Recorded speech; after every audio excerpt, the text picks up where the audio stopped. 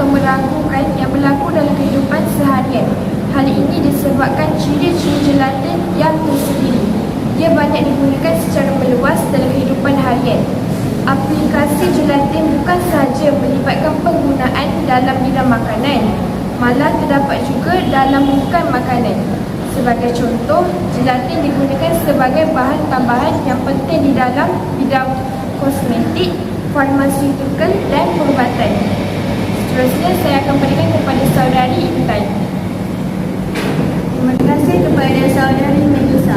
Seterusnya, dalam industri makanan, gelatin banyak digunakan dalam produk-produk seperti konveksi, khasnya untuk membaiki tekstur, kestabilan buih dan kebolehgunaan.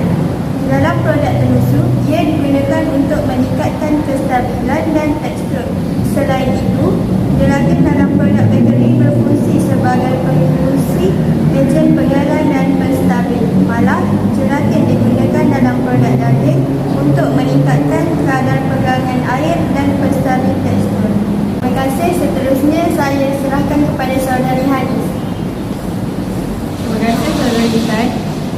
Salah satu sifat gelatin yang tidak dapat ditandingi oleh sumber lain adalah sifat keboleh-ulangan termo. Ia tidak terdapat dalam bahan-bahan pengganti alternatif lain seperti karagenan, agar-agar, gam-pisatan dan seumpamanya. Ciri ini menjadikan penggunaan gelatin dalam industri makanan menjadi sangat penting. Manakala di dalam bidang perubatan dan farmaseutical, gelatin digunakan sebagai matriks dalam implan. Manakala di dalam bidang perubatan dan farmaseutical, gelatin digunakan sebagai matriks dalam implan, membawa ubat-ubatan di dalam tubuh, drug delivery, ubat-ubatan kapsul dan ejen penyembuh luka. Olak 1990. Isu berhasilan produk penggunaan kesemutan gender semakin meruncing dan membingungkan pengguna muslim masa kini. Hal ini terbukti apabila dengan perkembangan sains dan teknologi, gender digunakan secara luas dalam pasaran, sama ada dalam produk berasaskan makanan maupun bukan makanan. Selain itu, terdapat juga sebilangan produk kini bukan lagi menggunakan nama gender, sedangkan ia menggunakan gender. Penggunaan nama atau istilah produk yang menggunakan ini boleh mengakibatkan masyarakat tertipu dan memakan produk yang haram. Seterusnya, saya akan serahkan kepada saudari Aini Syafira. Terima kasih kepada saudari Syazwana. Sebenarnya, mengikut perkembangan semasa juga, pelbagai produk dihasilkan melalui teknologi rekombinan dan sistematik. Ia boleh berlaku sama ada produk tersebut secara langsung bersumberkan daripada gender atau dengan melalui proses perubahan fizikal atau sifatnya kepada penghasilan produk baru. Senario ini menimbulkan isu apabila proses tersebut dibincangkan sama ada dibenarkan menurut perundangan Islam atau sebaliknya. Punca isu terjadinya gelatin menjadi isu dalam aspek halal kerana 90% pengeluaran gelatin dalam pasaran dunia adalah tidak dapat dipastikan status halal. Gelatin adalah halal sekiranya sumber haiwan yang digunakan dalam pengeluaran adalah daripada haiwan yang halal dimakan dan haiwan tersebut telah melalui proses sembelihan mengikut syariat Islam. Cara mereka mempromosikan juga dapat menarik pembeli untuk membeli makanan tersebut dengan cara yang unik dan kreatif. Cuma pembeli yang harus bijak untuk mengetahui makanan itu lebih mendalam tentang status halal makanan tersebut. Seterusnya, saya akan berikan kepada saudari Aini untuk menerangkan lebih lanjut mengenai punca isu gelatin. Terima kasih saudari Melissa. Saya akan tentang mana antara punca isu yang menyebabkan masyarakat termakan makanan yang tidak halal adalah kerana pengaruh daripada media sosial seperti WhatsApp, Instagram, TikTok, Facebook dan banyak lagi yang membuatkan rakyat Malaysia ingin mencuba kerana mereka tertanya-tanya bagaimana rasanya makanan itu dan mengapa makanan itu ditularkan di media sosial. Tidak dapat dinafikan lagi kuasa media sosial pada hari ini amat berpengaruh pada kehidupan manusia. Seterusnya, saya akan serahkan kepada saudari Intan Syafira. Terima kasih kepada saudari Aini. Akhir sekali, penyalahgunaan logo halal palsu dari pelbagai agensi produk makanan semakin berleluasa yang mengakibatkan pembeli dirimu dengan status halal produk itu. Dan mereka sewenang-wenang yang menggunakan nama Islam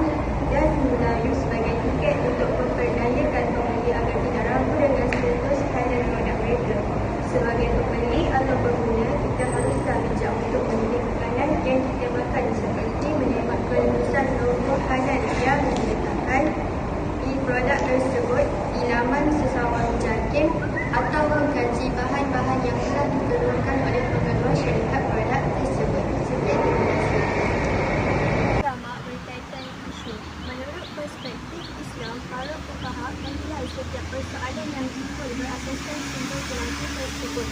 Sebagai contoh, jelatin yang bersumberkan kredit iaitu haiwan yang haram atau haiwan yang halal tetapi tidak disebutkan hukum syarak disebutkan sebagai najis atau haram. Manakala sumber yang diperoleh daripada haiwan yang halal dan disembelih mengikut kaedah Islam statusnya adalah halal. Selain itu, sumber syubhah boleh berlaku terhadap percampuran sumber halal dan haram. Bagi persoalan jelatin berstatus syubhah, para fuqaha lebih cenderung mengklasifikasikannya sebagai haram. Umumnya, jelatin boleh diperoleh daripada haiwan yang halal atau tidak halal. Penggunaan daging haiwan halal yang disembelih mengikut syarak serta organnya adalah jelas halal dan suci serta tidak menimbulkan sebarang persoalan hukum. Namun, timbul perbahasan apabila haiwan yang digunakan tidak disembelih atau bangkai. Para sarjana hukum Islam bersepakat mengharamkan penggunaan daging serta organ dalaman bangkai.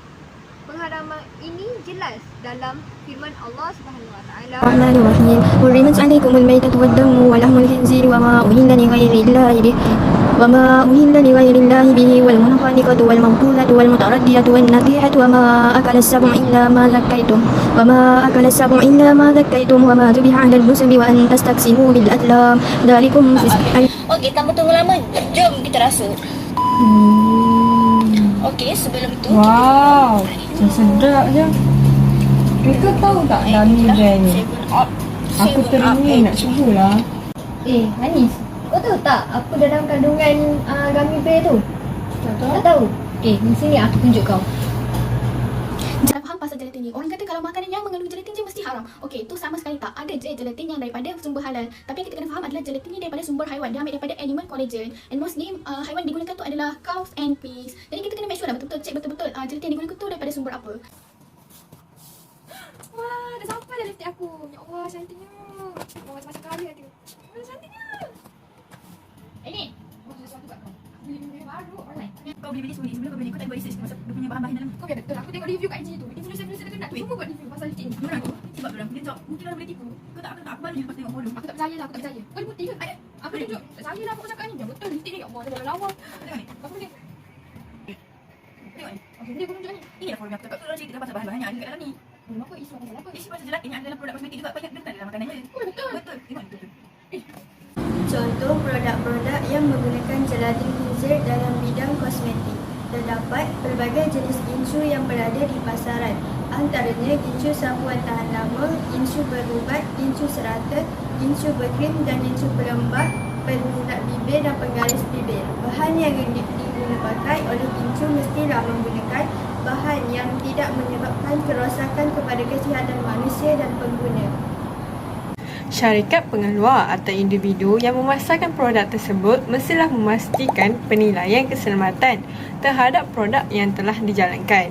Persoalan isu halal dalam gincu ialah mengikut Al-Qaradawi, semua bahan adalah asalnya halal diperbolehkan, tetapi sekiranya bahan produk tersebut mendatangkan mudarat atau berbahaya, hukumnya adalah haram dan tidak dibenarkan.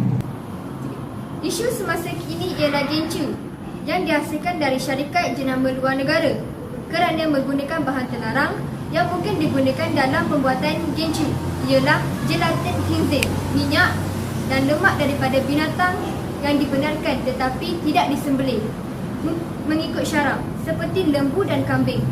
Kegunaan ialah bahan asas gincu memberi keselesaan dan pelarut untuk formulasi tertentu, ejen penyembah berwarna. Rasa patut kita ambil. Untuk kau yang dapat booster. Ya. Biasa. Sebab apa? Aku dah dengar lah. Biasanya di isu gelatin. Betul ke kau rasa okey ambil vaksin booster kan? Tapi aku rasa macam masih ragu-ragu untuk ambil. Jom kita tengok video forum ni. Isu paling hangat ialah penggunaan vaksin pada masa kini. Vaksin merupakan salah satu kaedah perubatan digunakan untuk merangsang sistem imuniti badan kita untuk menentang bakteria dan virus. Vaksin biasanya diperbuat daripada patogen yang telah dilemahkan atau telah dimatikan atau menggunakan toksin yang dirembeskan oleh bakteria atau virus tersebut.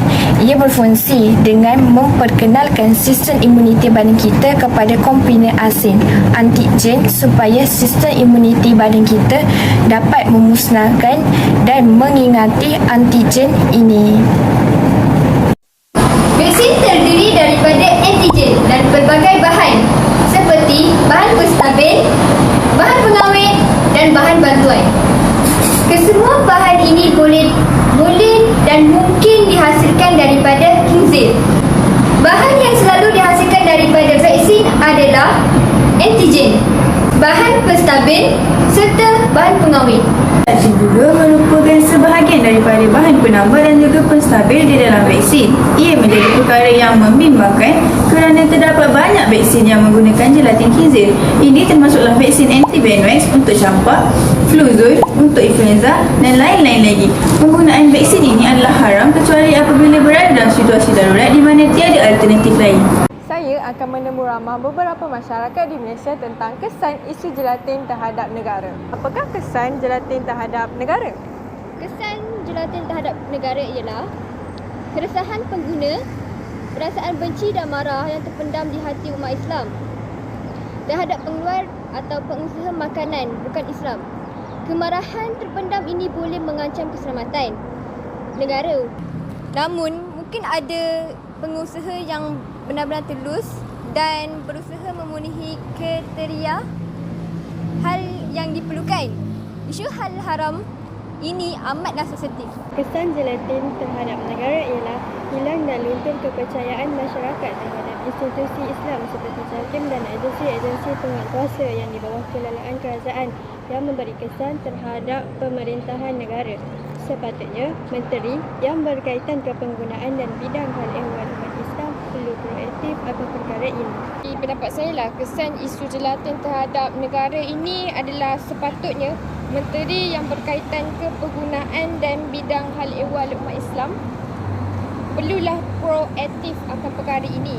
Sepatutnya Malaysia menjaga statusnya sebagai negara Islam yang dibanggakan oleh negara luar. Apabila menjadi halal hub di rantau Asia. Saya nak bertanyakan satu soalan terhadap Encik dan Encik mengenai kesan isu gelatin terhadap negara. Pada pendapat saya, kegagalan Malaysia mengurus dan menjaga status makanan halal bagi rakyat sendiri dikhawatirkan akan merosakkan reputasi mereka dan merancangkan penglibatan pelaku-pelaku dari Timur Tengah dan lain-lain negara Islam dalam industri pemakanan negara. Pada pendapat saya juga, dalam penggunaan logo halal dan berbagai agensi Islam secara berleluasa termasuk 60% logo halal dan KIM akan boleh merangsangkan lagi pengusaha makanan atau pemilik pasaraya yang majoritinya bukan Islam untuk mengambil cara mudah, melanggar undang-undang dan mengetepikan soal halal dan haram yang boleh mewujudkan konflik agama dengan majoriti umat Islam dalam negara ini. Ini yang berbahaya dan sesungguhnya mencegah dari awal itu lebih baik. Solusi kepada isu yang berlaku.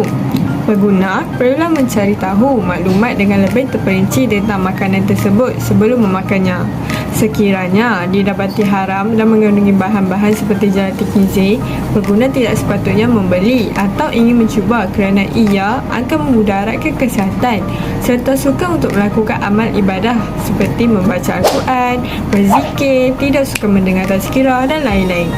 Selain itu, pengguna perlulah mengkaji status halal makanan tersebut dahulu dan tidak mudah terpengaruh dengan media sosial tentang makanan yang tular tanpa mengetahui status makanan halal atau tidak halal.